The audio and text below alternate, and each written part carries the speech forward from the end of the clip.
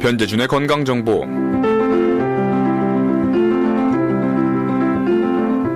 변재준의 건강정보 시간입니다. 코니어스톤 의료원의 변재준 박사님과 함께 건강정보를 전해드립니다. 박사님, 안녕하세요. 네, 안녕하셨습니까? 네, 오늘은 어떤 건강정보를 전해주시나요? 오늘은 장애인 주차 허가라는 제목으로 말씀드리려고 하는데요. 장애인 주차 허가요? 네, 주차장에 가면은 어디든지 그 장애자 그림이 이렇게 그려져 있어서 맞습니다. 장애자만 주차할 수 있는 그런 공간이 따로 있잖아요. 그 리저브드 파킹이라고 돼 있는 곳이요. 네. 그래서 오늘은 어떤 사람들에게 이 장애자 주차 공간을 이용할 수 있도록 허락할 수 있는지 이 워싱턴주의 규정을 좀 알아보려고 합니다. 알겠습니다. 장애인 주차 허가는 어떤 사람들이 이용할 수 있는지 규정을 좀 알아보도록 하겠습니다. 그러면. 네. 네, 그러면 장애인 주차 공간에 주차하기 위해서는 뭐 어떤 증명 같은 게 있어야 될까요? 네, 그렇죠. 신체 장애에 대한 의사의 증명이 있어야 되죠. 그렇군요. 예. 근데 이제 제가 여기서 의사라고 말씀은 드렸지만은 반드시 의사만이 아니더라도 또 다른 그 전문가들도 신체 장애가 있다는 걸 증명해서 그 장애인 주차 증명을 이렇게 발행을 할 수가 있습니다. 그러면 워싱턴주 규정 아래서 장애자 주차 증명을 발급할 수 있는 사람들은 의사 외에 어떤 사람들이 있을까요? 의사 이외에 이제 자연의학 의사, 네. Naturopathic Doctor라고 부르죠. ND라고 이렇게 약칭을 하는데요. 자연의학 의사가 있고, 그 다음에 간호진료사, Nurse Practitioner라고 부르죠. 간호진료사. 네. 그 다음에 이제 Physician Assistant. 한국말로 어떻게 번역해야 될지 모르겠는데, 뭐 의사 보조사 이런 정도 번역이 가능한 Physician Assistant. 네. 그 다음에 이제 Chiropractic 의사, Doctor of Chiropractic이라고 하죠.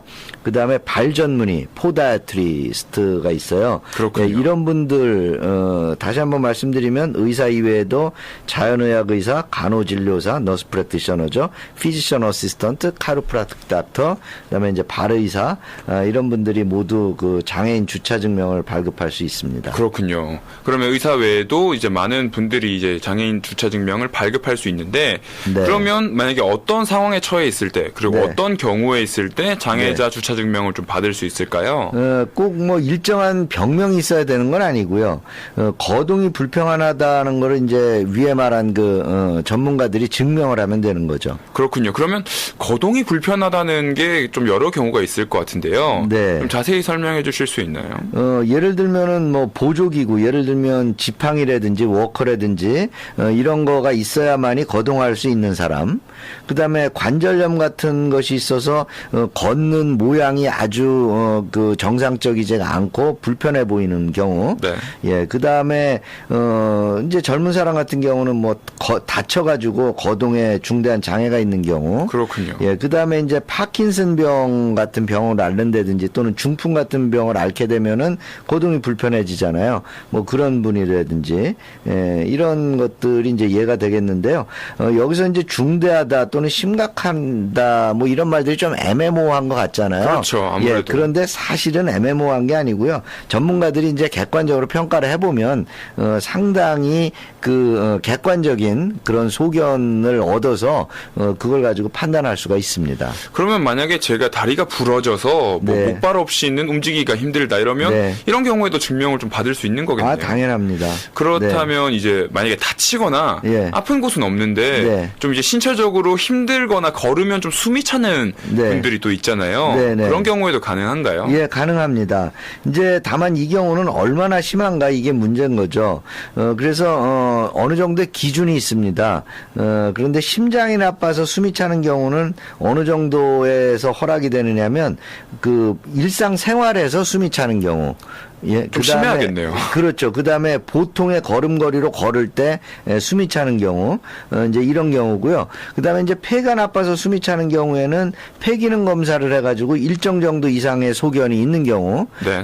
그 다음에 또는 뭐 혈액 중에 그 산소 농도를 검사를 해서 일정한 농도 이하인 경우, 이런 경우에 이제 허락할 수가 있죠. 그렇군요. 심장이 나쁜 경우나 폐가 나쁜 경우에도 이제 증명을 받을 수도 있군요. 네. 그러면 폐가 나쁜 사람들은 네. 검사를 검사를 해서 어떤 일정 수치가 나와야 된다고 말씀을 하신 건가요? 아니면 그거는 아니고요. 네. 아까 이제 심장이 나쁘신 분들이 예를 들면 집안에 일상생활하는 정도에서 숨이 차다 또는 일상적으로 걷는 데서 숨이 차다 이런 기준을 말씀드렸잖아요. 네. 예, 그런 것과 마찬가지로 이제 폐가 나쁜 경우에는 어떤 기준이 있느냐면은 그 계속해서 걸을 때 200피트 그러니까는 네. 한 60m에서 70m 이상을 한꺼번에 걸을 수 없으신 분들, 그렇군요. 예, 이런 분들은 이제 장애인 주차 증명을 받을 수가 있습니다. 사실 뭐 네. 꼭 폐가 아니더라도 어떤 이유에서든지 간에 한 200피트 정도를 쉬지 않고 걷지를 못한다 이런 경우에는 장애인 주차 증명 받을 수 있어요. 그렇군요. 생각보다 좀 기준이 관대한 것 같은데. 네, 관대한 거는 아니고요.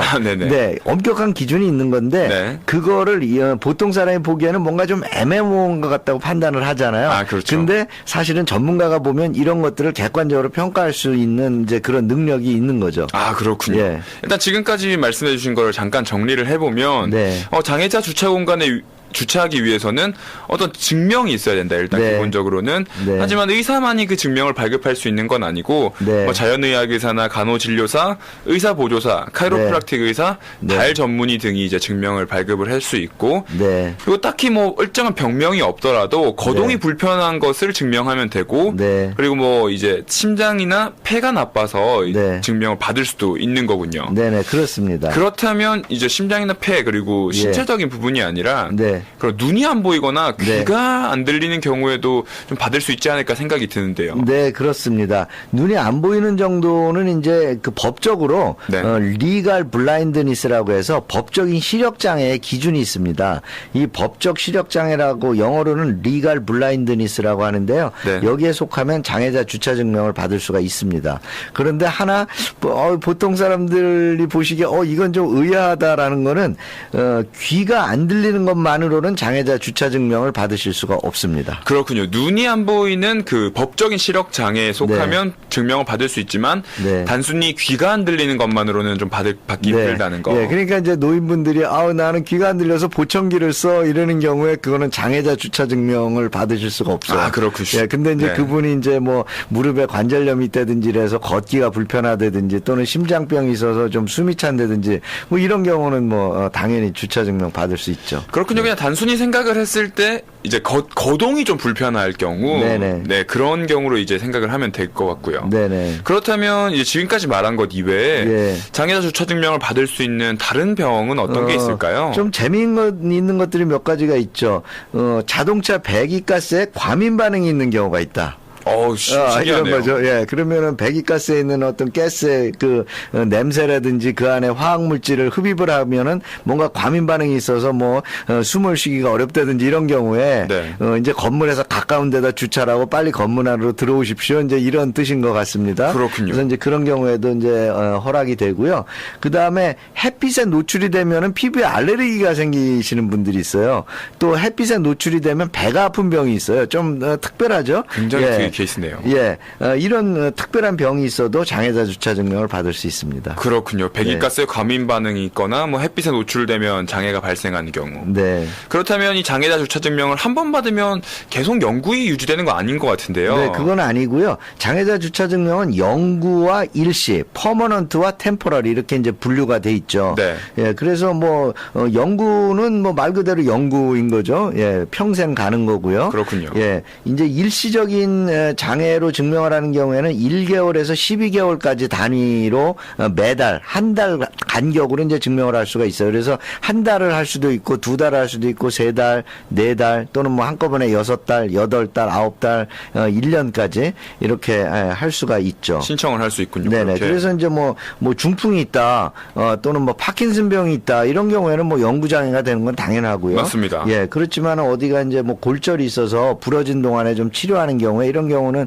그 골절이 치료될 때까지 이제 증명을 하면 되겠죠. 그렇군요. 이제 뭐 애매모호한 경우에는 뭐 의사와 상의해가지고 치료 경과나 이런 걸 보고 신청 기간을 잡으면 되겠네요. 네, 그렇습니다. 그러면 이제 마지막으로 그 네. 장애인 주차 증명을 받을 때 어떤 신청하는 서류나 서식 같은 게 있을 것 같은데. 네, 서식은 간단해요. 여기 이제 한 페이지짜리 서식인데요. 네. 이게 이제 디파트먼트 오브 라이센싱이죠. 워싱턴 주에는. 네. 예, 이거 뭐 한국말로 어떻게 번역하는지는 모르겠는데 워싱턴 스테이트 디파트먼트 오브 라이센싱이라는 데서 네. 한 페이지짜리 그 서식을 만들어 놨습니다. 그렇군요. 예, 그러면 그 위쪽에는 이제 자기에 대한 내용을 적는 거예요. 이름, 생년월일 뭐 이런 것들을 이제 적고요. 그 아래쪽에 반쪽은 이제 의사가 적게 돼 있죠. 그래서 지금까지 이제 우리가 상의한 말씀드린 그런 내용들의 병이 있는지를 이렇게 이제 네. 체크를 하고요. 그다음에 의사가 사인을 하게 되죠. 그런데 장애자 주차 증명을 신청할 때는 이 서식에다가 한 가지 서류가 더 필요해요. 어떤 서류인가요? 더 필요한 거는 뭐냐면은 이제 이걸 발행하는 의사 또는 발행할 수 있는 사람들이 여러 사람들이 있다고 했잖아요. 네. 예, 그 사람들이 일을 하는 그 공식적인 기관의 공식적인 편지지나 또는 처방전을 이용을 해서 거기에 이런 그 장애자 주차 증명을 가능하게 하는 그런 병명이 뭔지를 쓰고요. 네. 그 다음에 이거를 영구로 할 건가 또는 일시로 할 건가를 적은 그런 그 레터헤드지에 쓴다고 하죠. 공식적인 그 편지지에 쓰거나 또는 처방전에 진단명과 기간을 쓴 이 의사의 그 또는 발행하는 사람의 서명이 있는 그런 서류와 그 다음에 이 서식을 한꺼번에 두 개를 같이 제출하셔야 됩니다. 그렇군요. 그게 일종의 증명서가 되는 거군요. 네, 그렇습니다. 그게 또 이제 박사님께서 하시는 일이기도 하고요. 네. 네, 알겠습니다. 그러면 오늘은 장애인 주차 허가에 대해서 알아봤고요. 뭐 장애자 주차 공간에 주차하기 위해서의 조건 그리고 병명 이제 조건 같은 것들을 알아보았습니다. 변재준의 건강정보 시간 코너스토리 의료원의 변재준 박사님과 함께 배워봤습니다. 박사님 오늘도 감사합니다. 네, 다음 주에 뵙겠습니다.